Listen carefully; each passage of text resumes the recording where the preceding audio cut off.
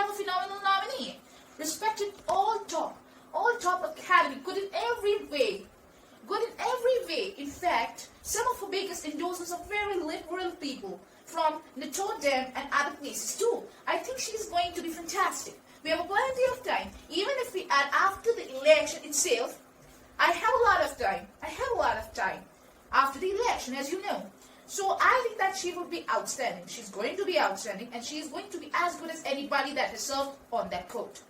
We really feel that we have a professor at Notre Dame, highly respected by all, says she is the single greatest student he has ever had. Thank you for this. The American people have a right to say who the Supreme Court nominee is. And that say occurs when they vote for United States senators, when they vote for President of the United States. They are not going to get this chance now, because we are in the middle of the election already. The election has already started. So the thing is, what should happen now is that we should wait until the elections are over.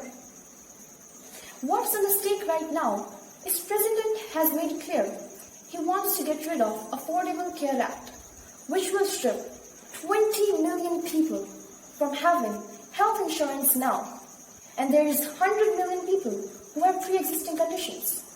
They will be taken away as well.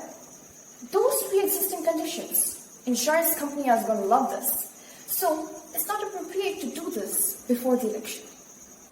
There aren't 100 million people with pre-existing conditions. As far as their say is concerned, people already had their say. I'm not elected for 3 years, I'm elected for 4 years. The election has already started. The 100 million people is totally wrong. I don't know from where he got that number. The bigger problem that you have, that you are going to extinguish 180 million people with the private health care. That's simply not true. Number one, he knows what I proposed. That I proposed is that we should expand Obamacare. We increase it, we not wipe it away. And one of the biggest debates we had with 23 of my colleagues trying to win the nomination I won were saying that Biden wanted to allow people have private insurance. Still, they can do. They will under my proposal. Now what you said is not what you said. Your party wants to go socialist. They're going to dominate you, Joe. You know that. I am Democratic Party right now. I deal this is going to wipe out pre-existing condition. By the way, 200,000 million people that have died on his watch. How many of them have survived? Over 7 million people have contracted COVID-19. What does this mean from going forward if we strike down the Affordable Care Act?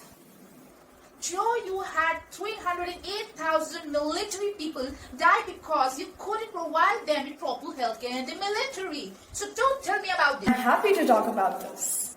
And if you were here, I think so, the number of 200 people would be 200 million people, because you were very late on the job. You didn't want to me ban China, which was heavily infected. You didn't want me to ban China. Well, let me finish. The point is that the president has also opposed Roe v. Wade. That's on the ballot as well. In the court. And that's at the stake right now. You know that's on the ballot. Why is it on the ballot? Why is it on the ballot? It's not on the ballot. It's on the ballot.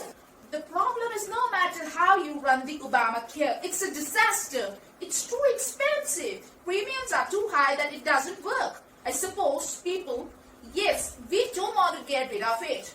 I want to get rid of something. He has no plans for healthcare. He sends out wishful thinking. He has executive orders that have no power. He has not lowered down drug costs for anybody. He's been promising a healthcare plan since he got elected. He has none. And in fact, this man does not even know what he is talking about. So, well, I have to leave for India as I am having a fixed meeting with Mr. Narendra Modi, the Prime Minister of India. So excuse me, ladies and gentlemen, I have to leave. Yes, Mr. President, you're all free to go.